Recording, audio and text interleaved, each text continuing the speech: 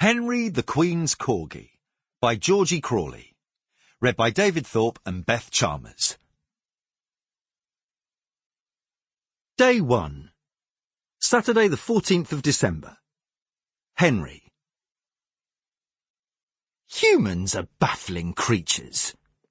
Take my family, for example, the Walkers. Ever since I arrived here as a puppy, it had always been the 5 of us. OK, 6 if you include the cat. I don't, generally. Jim, Amy, Jack, Claire, and me, Henry. Fine, and Suki if you must. That is, until bonfire night 5 weeks ago.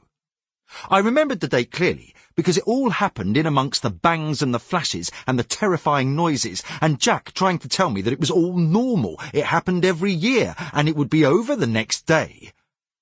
But I knew he was wrong. Whatever the matter was, it was going to go on a lot longer than one night.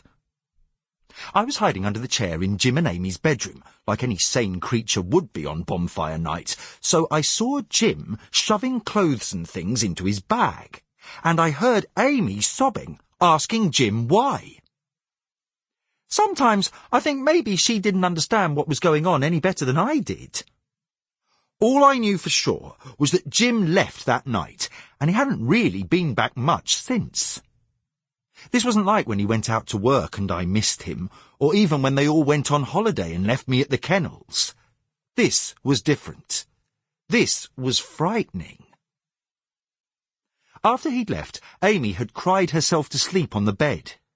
It was only after her sobs had subsided that Suki had slinked out from under the bed and looked at me with that awful superior gaze that all cats seem to have.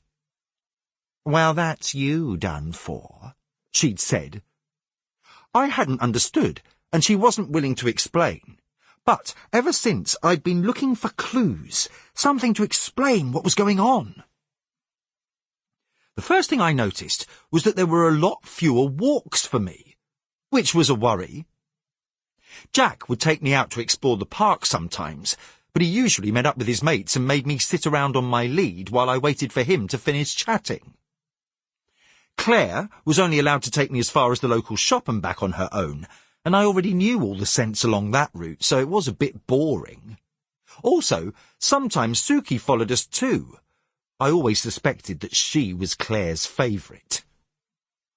Amy didn't seem to have time for walks at all anymore, but she did give me a lot more treats to make up for it. So it wasn't all bad. But it was definitely different. And nothing was more different than this morning. "Jack, where's your blue rucksack?" Amy yelled up the stairs. I pressed closer to the table by the front door as I watched. "Can I take my tablet?" Claire asked, holding up her electronic device. "Definitely not," Amy replied. "Why don't you take that new book Gran bought you?" "What blue rucksack?" Jack appeared at the top of the stairs, still wearing his pyjamas.